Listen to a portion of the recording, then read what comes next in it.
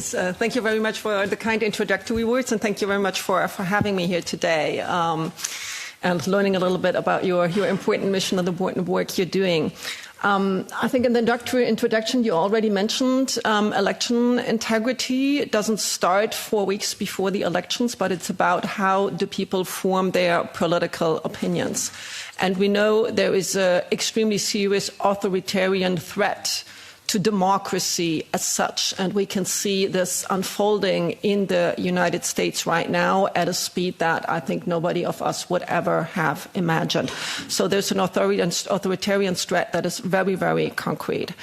How does it work? It works with propaganda campaigns, with disinformation campaigns that paint the world as a very dark place. And right-wing authoritarian propaganda has been amply studied because we have that experience in Europe. There's a lot of analysis on how that worked in the 30s and in the 20s of the 20th centuries. So we know it's about painting the world as a very dark place, delegitimizing existing institutions, eliciting negative emotions in people, anger, fear, outrage, and especially telling people that they have been betrayed, that they are victims, that they're being betrayed by an elite. And that is exactly the kind of pattern we see today. And it aims at creating outrage, at making people angry. Why do these campaigns work right now? Because we have an information system that favors content that creates anger and outrage above everything else, and that is called social media. In particular, if that anger is directed against specific groups of people, and it can be made very specific, targeting specific groups of people. I heard the term micro-targeting before, and this is exactly what authoritarian propaganda does. It doesn't stir outrage about the state of things and the social structures that create that effect, but then tends to direct that anger against scapegoats or specific people. Why do social media amplify anger and outrage more than any other kind of content? And that is proven. There's a nice graph that comes from Facebook itself, has been taken up by the Integrity Institute. And it shows basically on an axis like that, the kind of reach you have with any kind of content until you get to the borderline, that is the line after which that content is deleted because of the standards of the platform, or in minor cases because the content is illegal and is taken down on the basis of our legislation. And you see this curve, and you see that the content is disseminated like this, like this, like this, until it goes up to the moderation line, and then it goes up. So the worse the content, the more violent the content, the more hateful the content, the more propaganda it spreads, the higher is the reach. So the more people it reaches. And this is the absurd situation we are facing today. Why do platforms do that? Very simply, they want us to stay on the platform. They want us to interact with content in order to be shown advertising. In the beginning, there was no political intention in this. It was just a business intention to keep us on the platform. And with content that makes us angry or fearful, we have a tendency to interact very quickly without really rationally thinking. And we have a tendency to share that content, to put long comments. This is what the algorithm picks up, and this is why the reach is so high. And this is the reason why no democratic politician who does not work with hate and lies can compete in terms of outreach on social media with any authoritarian politician who doesn't shy away from using those emotions and those tools. And this is why no official institution, for example, can really compete with well-done foreign or domestic propaganda and disinformation campaigns, because the system is skewed. Frances Hogan was the 2021 Facebook whistleblower. She testified in this House. And she said there is the very simple metrics, in fact, in Facebook. It's probably old now, but I keep citing this example because the system is the same for all social media, and it's very easy to understand. And you said, in the ranking where you decide how high that content ranks, that means how quickly is it going to be disseminated to people.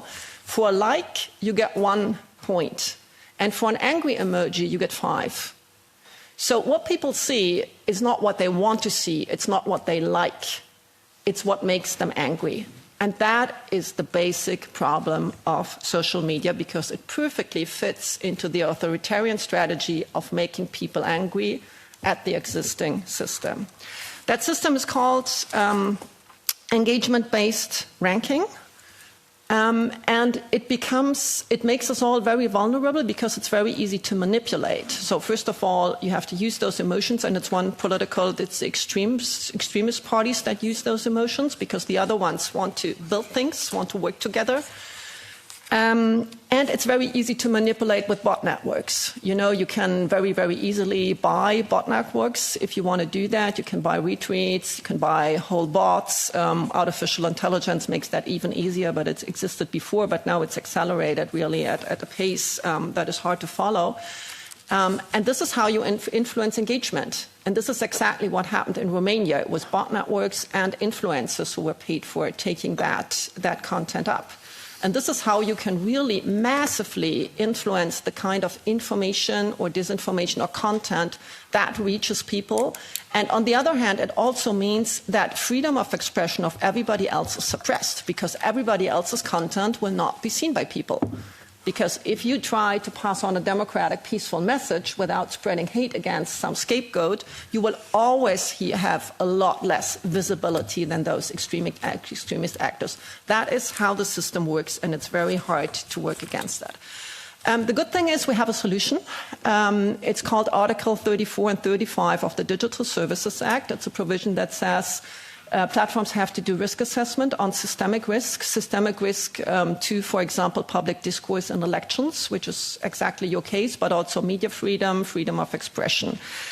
So the Commission could simply start an investigation into those mechanisms to find out, for example, why disinformation spreads to more people than information, why polarizing content is disseminating to more users than any other kind of content, why the freedom of suppression of people spreading normal content, peaceful content, is being suppressed because they can't compete, why the freedom of media is being suppressed because content done by media adhering to journalistic standards will never be able to compete with a well-done propaganda campaign that can just churn out lies and, artificially amplify their dissemination.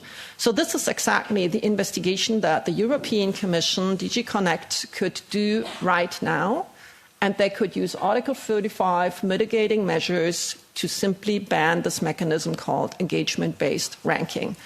And that would mean that users would be free to choose their content. There's a lot of other systems how to distribute content where users could freely choose rather than having their content imposed on them by the platforms.